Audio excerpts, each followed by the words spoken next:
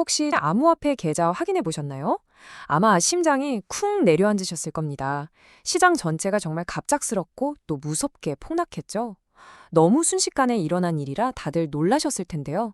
하지만 너무 걱정 마세요. 오늘 저희가 이 갑작스러운 하락의 원인이 정확히 무엇이었는지, 그리고 앞으로 시장에 어떤 의미가 있는지 하나하나 짚어드리겠습니다. 단 몇 분 만에 시장의 대장격인 비트코인이 무려 16%나 폭락했습니다. 이런 규모의 급락은 정말 시장 전체에 엄청난 충격을 주죠. 지난 한 달 동안 쌓아올렸던 상승분을 단 한 번의 움직임으로 전부 반납해버린 겁니다. 그리고 투자자들에게 미친 즉각적인 타격은 어마어마했습니다. 무려 7억 7천만 달러, 우리 돈으로 거의 1조 원에 달하는 레버리지 포지션이 청산당했거든요. 이게 무슨 말이냐면요. 돈을 빌려서 더 큰 규모로 투자했던 사람들이죠. 이분들의 포지션이 막대한 손실과 함께 강제로 정리됐다는 뜻입니다. 대부분이 롱 포지션, 그러니까 가격이 오를 거라고 베팅했던 사람들이었는데 시장이 정말 무자비한 속도로 이들의 예상과 반대로 움직여버린 거죠. 아니, 도대체 이 시장의 대지진은 왜 일어난 걸까요? 예상치 못한 블랙스완이었을까요? 아니면 암호화폐 자체에 무슨 근본적인 결함이라도 생긴 걸까요? 사실 그 답은요, 블록체인이 아니라 급변하는 세계 정치판에 있었습니다. 이번 사태는 무슨 해킹이나 시스템 버그 아니면 암호화폐 내부의 스캔들 때문에 터진 게 아니에요. 바로 급격히 격화된 무역전쟁이 그 불씨였죠. 그것도 소셜미디어를 통해 전 세계에 실시간으로 생중계되면서요. 자, 그럼 타임라인을 한번 살펴볼까요? 한 주간의 핫한 뉴스, 애널리스트 보고서, 엑스포스팅, 그리고 각종 유튜브를 AI로 정리 분석하고 전문가의 사실 확인과 검증 과정을 거쳐 노트북 LM으로 직관적이고 명확하게 전달합니다. 성공 투자의 길잡이 리치투게더 TV, 지금 구독하세요. 여기서 정말 흥미로운 점은 이 모든 일이 벌어진 속도입니다. 중국이 히토류 수출 통제 카드를 꺼내들면서 시작됐죠. 트럼프 대통령이 바로 맞받아쳤고요.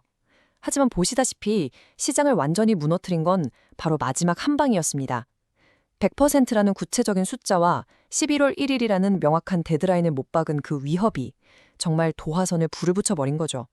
바로 이 순간 모든 게 무너졌습니다. 100% 관세라니요. 이건 세계 무역에 대한 엄청난 위협이죠. 시장은 이걸 단순한 협상용 카드로 본 게 아니라 전면적인 경제전쟁 선포로 받아들였습니다. 반응은 즉각적이었고 또 아주 혹독했습니다. 이번 폭락은 암호화폐 시장에만 국한된 일이 아니었다는 겁니다. 이건 전형적인 위험자산 회피, 즉 리스크 오프 현상이었어요. 이게 뭐냐면 시장의 공포가 확산될 때 투자자들이 위험하다고 생각하는 자산은 뭐든지 다 팔아치우는 걸 말하는데요. 이번 경우에는 주식, 그리고 당연히 암호화폐까지 모두 포함됐죠. 시장의 공포지수라고 불리는 VIX 지수가 30% 넘게 급등한 걸 보면 이게 얼마나 광범위한 패닉이었는지 알 수 있습니다. 자, 하락의 방아쇠가 뭐였는지에 대해서는 모두가 동의하지만 왜 하락이 이토록 가팔랐는지에 대해서는 의견이 분분합니다. 과열된 시장의 거품을 걷어내는 건강한 조정이었을까요? 아니면 그 이면에 뭔가 더 불순한 의도가 있었던 걸까요? 이 논쟁은 크게 두 가지 시각으로 나뉩니다. 먼저 건강한 리셋이었다고 보는 쪽이 있어요. 이들은 하락의 원인이 지정학적 뉴스라는 우리가 아는 악재였기 때문에 오히려 정체 모를 공포보다는 낫다고 말합니다. 또 과도한 레버리지를 청산하는 고통스럽지만 꼭 필요한 과정이었고 위기를 조성해서 협상력을 높이는 건 트럼프의 전형적인 수법이라고 보죠. 반면에 더 냉소적인 시장 조작 이론도 있습니다. 이쪽은 관세 뉴스는 그냥 핑계일 뿐이라고 주장해요. 하락의 최고조에 달했을 때 거래소들이 동시에 접속 장애를 일으킨 점을 지적하면서 이건 트레이더를 가두기 위한 조직적인 움직임이었다고 보는 거죠. 왜냐고요? 이런 대규모 청산이 일어날 때 거래소들은 수수료나 혼란 속에서 이익을 챙길 수 있거든요. 암호화폐 베테랑인 C잘의 이 말은 시장 조작설을 믿는 사람들의 심정을 아주 잘 보여줍니다.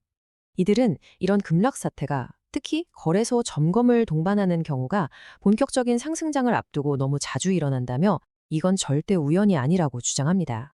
자, 그럼 이런 폭락을 겪고 난 지금 가장 중요한 질문이 남았죠. 과연 장기적인 관점에서 근본적으로 변한 게 있을까요? 암호화폐의 상승에 대한 믿음이 이제 깨져버린 걸까요? 영향력 있는 분석가인 아서이즈는 이제 기존의 모델은 끝났다고 말합니다. 그는 더 이상 시장이 비트코인의 4년 반감기 주기에 따라 움직이지 않는다고 주장해요. 대신 이제 시장을 움직이는 가장 큰 동력은 바로 글로벌 유동성이라는 거죠. 쉽게 말해 중앙은행들이 돈을 얼마나 찍어내서 세계 경제에 풀어놓느냐가 핵심이라는 겁니다. 이 부분이 정말 중요합니다. 단기적인 패닉에도 불구하고 장기적인 상승 요인들은 하나도 변하지 않았다는 거죠. 미국 연준은 여전히 금리를 인하할 것으로 예상되고 이건 시장에 돈이 더 풀린다는 의미죠. 달러 가치는 약세를 보이고 있어서 비트코인 같은 대체 자산의 매력이 더 커지고 있고요.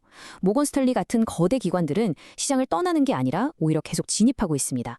이런 것들이 바로 장기 투자자들이 주목하는 근본적인 기둥들이고 이 기둥들은 여전히 굳건히 서 있습니다.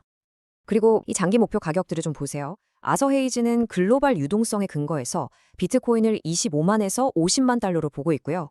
플랜 B의 모델은 훨씬 더 높은 가격을 가리키고 베테랑 트레이더 피터 브렌트의 차트 분석도 비슷한 범위에 있습니다. 그러니까 핵심은 장기 강세론자들의 확신은 여전히 엄청나게 높다는 겁니다.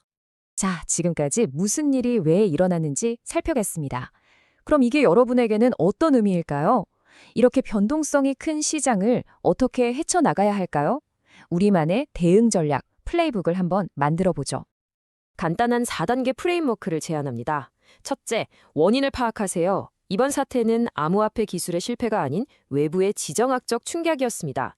둘째, 자신의 투자 논리를 재점검해 보세요. 이 무역전쟁 뉴스가 내가 이 자산에 투자하기로 맘먹었던 근본적인 이유를 바꿨나요? 셋째, 리스크의 역할을 이해해야 합니다. 이번 폭락은 과도한 레버리지가 왜 위험한지를 보여준 최고의 사례였죠. 마지막으로 침착하게 자신의 선택지를 고려하세요.